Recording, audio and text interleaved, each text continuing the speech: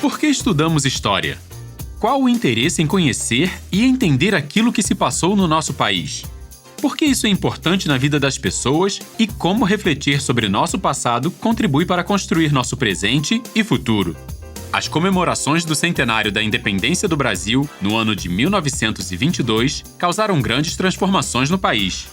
Em busca de uma visão de futuro, entrou em voga uma disputa acirrada sobre qual seria a posição do país diante das nações ditas civilizadas. Em aspectos como modernidade, industrialização, cultura e discussões raciais, as tensões se apresentaram em uma infinidade de espaços. E em posição privilegiada de observador, vivendo toda essa efervescência, um dos maiores cronistas críticos brasileiros do século XX, Lima Barreto. Com suas observações afiadas, seus textos ao mesmo tempo ácidos e refinados e suas posições contundentes, Lima Barreto foi fundamental em sua época e continua sendo fundamental na atualidade para compreender toda a vivacidade das disputas políticas, históricas e sociais do Brasil. Digo-vos isto, senhores, para que vejais que não temos ficado estacionários, que o Brasil, compenetrado da missão que lhe cabe na cena internacional, tem prestado devotadamente o seu concurso à obra da civilização. Vós que de certo reconhecerei no esforço pertinaz de nossa adolescente nacionalidade a promessa de uma longa política de realizações, capaz de corresponder na vida material da nação aos grandes ideais que a guiaram na transformação inaugurada em 7 de setembro de 1822. As palavras que você acabou de ouvir são do presidente Epitácio Pessoa. E com elas, ele inaugurou a Exposição Internacional Comemorativa do Centenário da Independência do Brasil. O nome é grande e o evento também foi. Durou cerca de um ano, entre setembro de 1922 e julho de 1923. A ideia era mostrar que o Brasil, depois de 100 anos da sua independência, já avançava bastante em direção ao progresso e poderia ocupar um lugar ao lado das nações consideradas civilizadas. As palavras de Epitácio diziam muito, mas também se calavam. Escondiam os diversos problemas do país e a insatisfação de muita gente com os descaminhos desse suposto progresso. Neste 16º episódio do podcast História ao Pé do Ouvido, nós vamos conversar exatamente sobre quem achava que no centenário da independência havia mais a lamentar do que a comemorar. A exposição internacional aconteceu no Rio de Janeiro. Na época, a cidade ainda era a capital do Brasil. Vários países enviaram comitivas e construíram pavilhões para exibir o progresso científico e tecnológico que marcava o seu lugar na comunidade das nações modernas. Foi o maior evento planejado para comemorar o centenário da independência.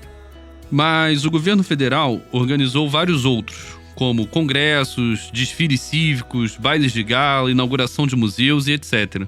Nós perguntamos ao pesquisador Paulo Rogério Cili como estas festas foram organizadas, e ele nos respondeu o seguinte: nas comemorações dos 100 anos da nação brasileira, os governos federal, estaduais e municipais buscaram apresentar aos participantes e visitantes a imagem de um país produtivo, em progresso, por meio das riquezas do Brasil, consideradas necessárias ao mercado internacional, assim como atrair investimentos de governos estrangeiros e empresários em tempos de expansão da industrialização no mundo.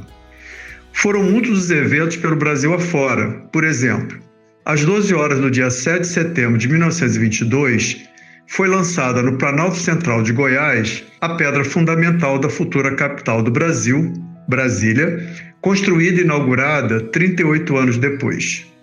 Foram organizados congressos científicos, espetáculos teatrais, inaugurados museus e monumentos, houve apresentações de concertos musicais e óperas de gala, bailes, recepções e banquetes ocorridos em terra e em navios nacionais e estrangeiros, cortejos cívicos, jogos esportivos e desfiles estudantis.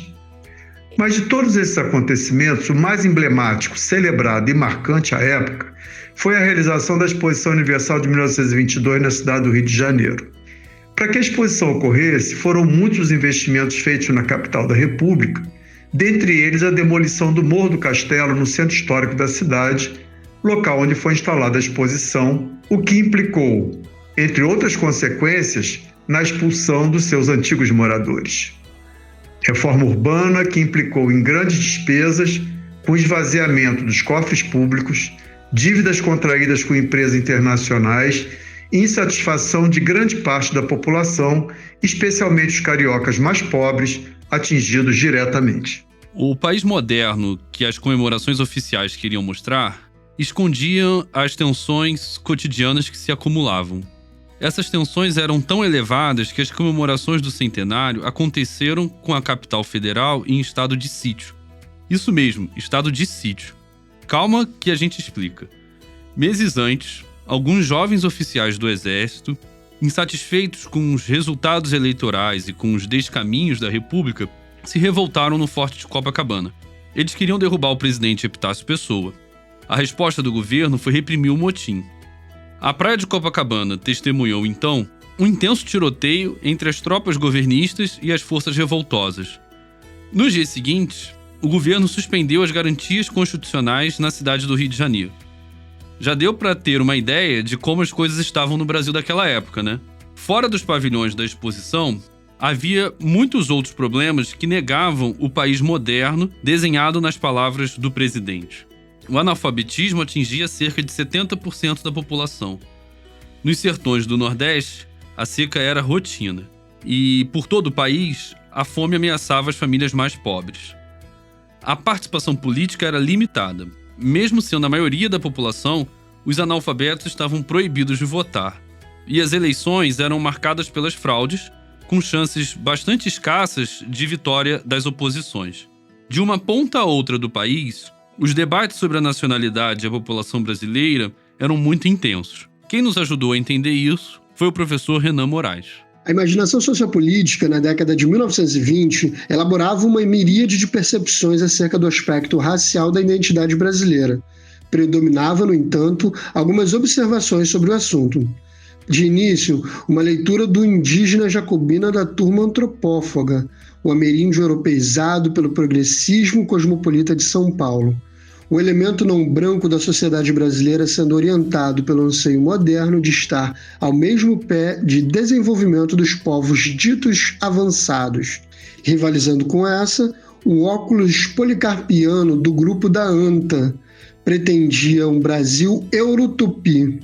Nessa visão, o triste fim da população nativa seria o destino de ser assimilado pela cultura e pelo sangue português, que contribuiria para a eliminação das porções inferiores da sociedade brasileira.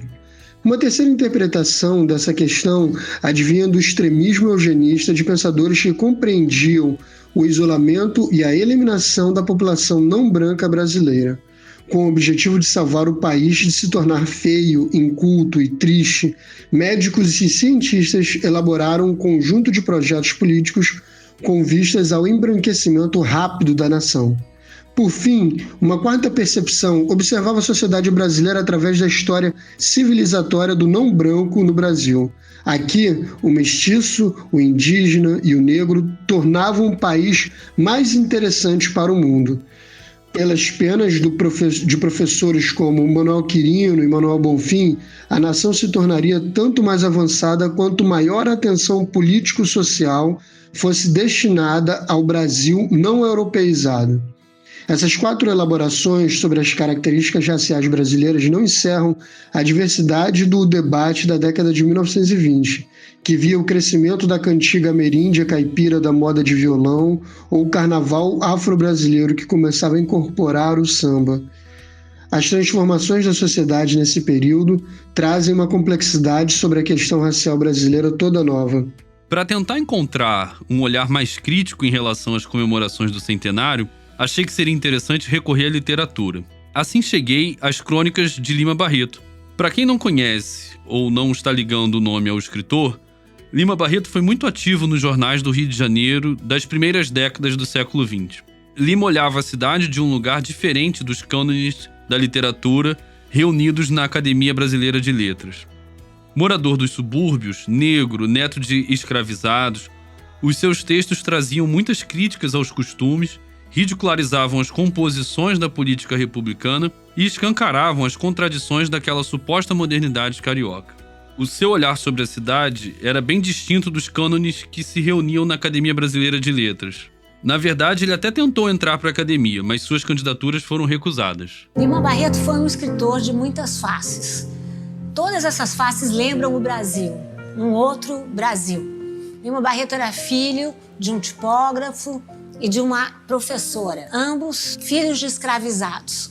Lima Barreto nunca escondeu o fato de ser um afrodescendente, ao contrário, num país em que temos uma maioria afrodescendente, ele é dos poucos escritores que trouxe para frente essa sua origem e com muito orgulho.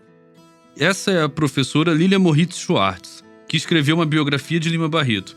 Em depoimento ao canal da editora Companhia das Letras, no YouTube, a professora, hoje imortal da Academia Brasileira de Letras, avaliou a produção literária do autor carioca da seguinte forma. Também se inventou um cronista do Rio de Janeiro, mas um Rio de Janeiro alargado, porque era um Rio de Janeiro do centro e dos subúrbios. E nessa sua função de cronista, ele também foi um imenso literato. Era uma literatura em trânsito, uma literatura de um Rio Grande, uma literatura dos vários subúrbios e, sobretudo, do seu subúrbio, que era o subúrbio de Todos os Santos. E como as celebrações do centenário aparecem nas crônicas de Lima Barreto? Nos seus textos, a população carioca não se entusiasmou muito com a efeméride. Segundo ele, as pessoas não entendiam direito o que estava sendo comemorado. Compareciam em grande número aos eventos esportivos, mas não demonstravam tantas preocupações cívicas. Até porque, para os trabalhadores que pegavam os trens lotados da Central do Brasil, a verdadeira preocupação era garantir o sustento diário. Que me adianta José Bonifácio, Pedro I, Álvares Cabral, o Amazonas, o Ouro da Minas, a feérica Exposição, o Minas Gerais, se leva a vida a contar vinténs para poder viver? Palavras como essas definem o olhar incomodado de Lima Barreto para as comemorações. O centenário da independência seria apenas um detalhe, um pretexto para gastar fortunas de dinheiro público, transformando a cidade em um canteiro de obras. As obras, é claro, atrasaram. Lima não deixou de provocar, dizendo que, a seguir naquele ritmo, seriam necessários mais 50 anos para tudo ficar pronto. Em uma das crônicas, Lima Barreto chega a se perguntar qual personagem resumiria os 100 anos da política brasileira. Quem deveria virar a estátua mais imponente inaugurada no centenário? Dom Pedro II? Floriano Peixoto? Benjamin Constant? Nada. Para Lima, o homenageado deveria ser Oldemar Lacerda. Pois é, eu também não conhecia. Depois aprendi que esse sujeito foi responsável por falsificar algumas cartas, tentando acirrar as insatisfações dos militares com o governo. Era Lima Barreto pondo a sua literatura militante em ação para lembrar que a nação das transmissões de rádio, dos espetáculos de gala e dos palacetes da exposição estava apartada de quem morava nos subúrbios e andava nos trens da Central, escrevendo para denunciar a política viciosa das fraudes, das falsificações e das quarteladas estimuladas. Para avisar, enfim, que o 7 de setembro era só um detalhe. Lima Barreto se tornou uma voz potente em defesa de um Brasil mais justo, solidário e orgulhoso de si mesmo. Sua atuação por meio das críticas em jornais, livros publicados e agitação constante chamou a atenção de boa parte do povo sofrido e empobrecido para a hipocrisia das elites e da classe política brasileira no início do século XX. A luta em defesa dos direitos dos povos negros recém-libertados da escravidão, a denúncia do racismo e da segregação e a valorização da cultura nacional transformaram Lima Barreto em mais do que uma referência que se correlaciona com diversos aspectos das comemorações do centenário da independência do Brasil. Essas bandeiras da militância do escritor se tornaram pautas de diversos grupos que disputaram e ainda disputam ideologicamente e politicamente os rumos da nação. Este episódio do podcast História ao Pé do Ouvido foi elaborado e apresentado por Vinícius Vieira. Produção, Rádio UERJ e Núcleo de Ensino e Pesquisa em História da Educação da Universidade do Estado do Rio de Janeiro, UNEP. Realização, Centro de Tecnologia Educacional, CTE.